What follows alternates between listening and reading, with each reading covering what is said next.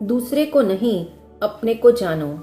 एक शिष्य गुरु चरणों में 30 वर्षों से निरंतर अध्ययनरत था। अतः उसने न केवल शास्त्रों का पारण किया बल्कि गहन मंथन भी कर लिया। एक दिन उसने गुरु से पूछा, आपने मुझे सभी धर्म ग्रंथों में निपुण बना दिया है, अब तो ज्ञान का किनारा आ गया होगा। गुरु ने स्मित स्वर से कहा, वत्स, ज्ञान तो अपार है, अनंत है। जन्म जन्म भी पढ़ने में लगा दो तब भी ज्ञान का छोर नहीं आएगा। शिष्य हतप्रभ होकर बोला, गुरुजी, इसका मतलब ज्ञान प्राप्ति दुस्साध्य है।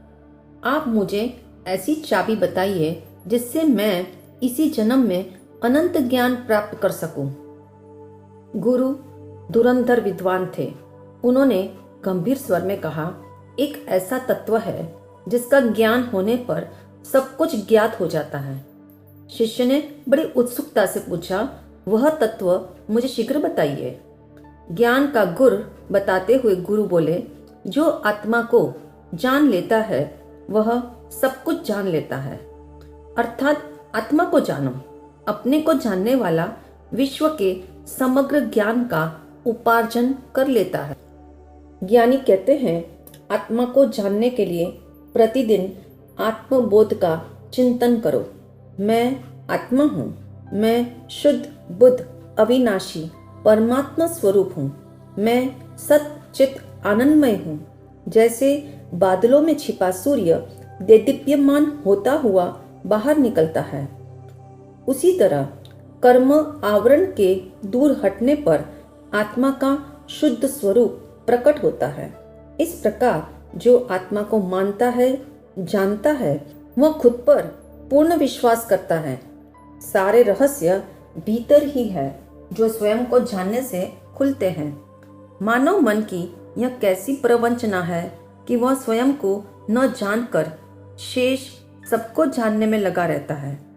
हकीकत यह है, अपने को जानना मुश्किल लगता है और दूसरों को जानना सरल मालूम होता है। इसी कारण मन ने दूसरों की जानकारी में रस लिया। हालांकि दूसरों को मात्र उनके रंग रूप, बोल चाल, लेन देन आदि व्यवहार से ही नापा जा सकता है। इसलिए लोगों का रुझान प्रायः दूसरों के रहन सहन एवं हाव भाव तक ही सीमित रहता है। ध्यान दें, मित्र परिवार, शिक्षा, संस्कार और स्वभाव सभ्यता से दूसरों को केवल 10% ही जाना जाता है और 90% तो अनजाना रह जाता है। फलतः दूसरों को जानना ऊपर ऊपर से सिद्ध होता है। अक्सर लोग कहते हैं, अमुक व्यक्ति मेरा चिर परिचित है, मैं इसके बारे में बहुत कुछ जानता हूँ, या यह आदमी बहुत नेक है। असल बात यह है कि चंद दिनों में जब असलियत सामने आती है तो उनका यह अभिप्राय बदल जाता है। अब पछतावा और प्रतिशोध के दौर से गुजरते हुए वे शिकायतों के दुख में डूबे रहते हैं। स्मरण रहे, पल पल बदलने वाला पल जीवी मन समुद्र लहरों की भांति बदलता है, इसलिए वह किसी को एक जैसा रहने नहीं देता। ऐसी स्थिति में दूसरे को जानने का दावा भरना नाकाम हो जाता है। इसलिए ज्ञानी कहते हैं, स्वयं को जानो। जो स्वयं को जानता है वह अपने अंतस की अनंत गुण संपदा को प्रगटाता है। आज इंसान अपने अज्ञान को छिपाने में लगा हुआ है, इसलिए वह मूढ़ता में और नासमझी को गहने पहनाने में जीवन की ऊर्जा लगा रहा है। बाहर की दौड़ छोड़कर मनुष्य स्वयं की ओर मुख मोड़ ले तो आनंद के खजाने खुल जाएंगे। अध्यात्म साधना का भी सार यही है, अपने को जानो, अपने को पहचानो, वरना आत्म कल्याण मात्र जिह्वा का विषय बनकर न रह जाए। स्वयं को जानने वालों की स्थिति स्वर्ण के समान है।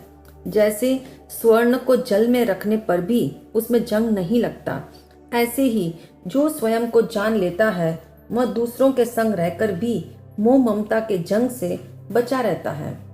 जिस प्रकार फोन की रिंग बजते ही इंसान दूसरों से बात करने के लिए तत्पर हो उठता है, कॉल बेल बजने पर बंद दरवाजा खोलने हेतु खड़ा हो जाता है, अलार्म बजने पर जाग जाता है, ऐसे ही अब जीवन में वह अलार्म बजाओ जिससे मोह की नींद उड़े और अपने को देखने का द्वार खुले।